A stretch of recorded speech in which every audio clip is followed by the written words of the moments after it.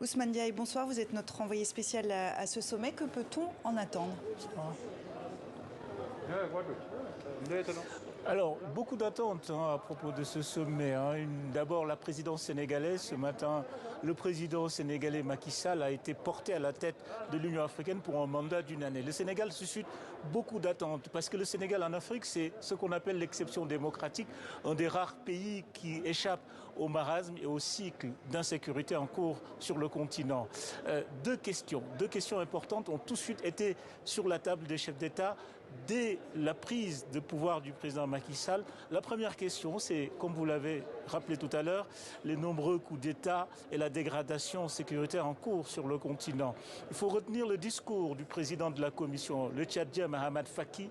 Il a fait un discours fort. Il a appelé, chose rare, à une remise en cause de la souveraineté nationale qui, selon lui, est une notion qui empêche l'Union africaine d'intervenir en cas de coup de force, en cas de coup d'État institutionnel comme coup d'État militaire. Ensuite, dans l'après-midi, la très attendue question israélienne a été sur la table des chefs d'État. De quoi s'agit-il? En juillet dernier, le président de la Commission avait pris l'initiative d'accepter Israël comme observateur, un membre d'observateur, un statut d'observateur au sein de l'Union africaine. L'Algérie et l'Afrique du Sud ont pris la tête d'une contestation et ont fait du forcing pour inscrire la question à l'ordre du jour des chefs d'État. Pour le moment, pas de décision, le statu quo, c'est ce qu'on peut retenir ce soir ici à Addis Abeba.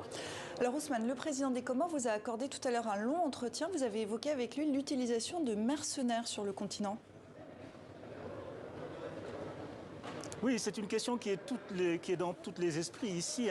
Wagner au Mali, Wagner en Centrafrique. Alors, le président des Comores, il faut le rappeler, les Comores ont une longue histoire, une longue tradition d'intervention des mercenaires. Tout le monde se rappelle de la fameuse figure de Bob Denard, que le président comorien, un ancien putschiste, un militaire lui-même, qui a travaillé, qui a fait appel par le passé aux troupes de Bob Denard. Alors voilà ce qu'il nous dit. Qu'est-ce qu'il retient de l'expérience comorienne des mercenaires?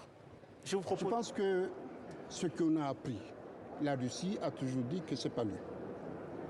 Maintenant, c'est à nous de tirer le leçon. Fatouma, c'est à nous de tirer le leçon. Bon, effectivement, les mercenaires, ce n'est pas la solution. C'est pas la solution. C'est une mauvaise solution. Une mauvaise solution. J'en ai l'expérience. J'en ai l'expérience parce que la solution qu'il y a, c'est quoi? C'est avoir des enfants du pays, des patriotes, les former, les donner une formation patriotique par rapport au rôle de défendre le pays.